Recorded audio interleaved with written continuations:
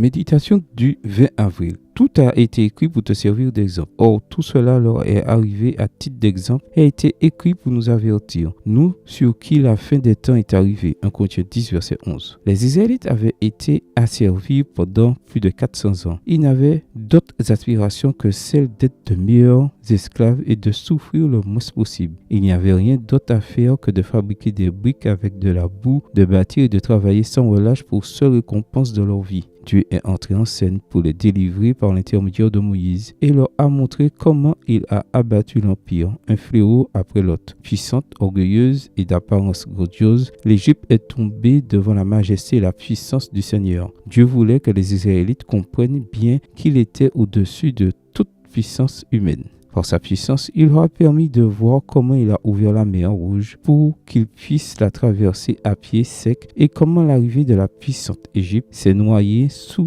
des milliers de litres d'eau. Ils ont également vu comment, au milieu du désert aride, par la parole de Dieu, les rochers ont fourni de l'eau fraîche et cristalline pour désaltérer des dizaines de milliers de personnes et leurs animaux. Leurs yeux ont vu la colonne de feu qui les réchauffait la nuit et la nuit qui les couvrait du soleil accablant du désert, tandis qu'ils mangeaient la manne venue du ciel. Tout cela est arrivé pour que leur esprit connaisse leur grand Dieu tout-puissant, le Dieu qui les avait choisis sans aucun mérite.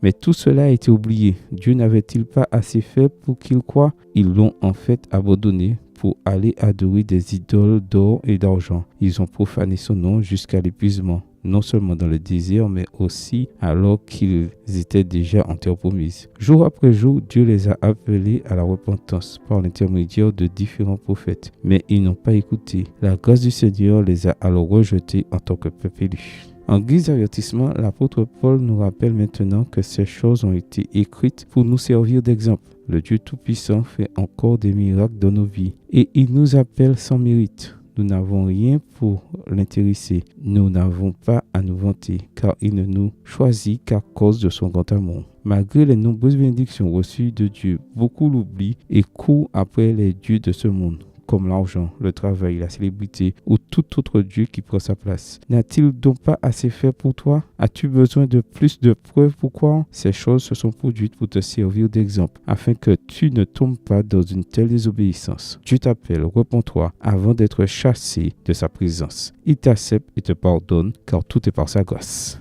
Amen. Bonne journée à vous et que le Seigneur vous bénisse.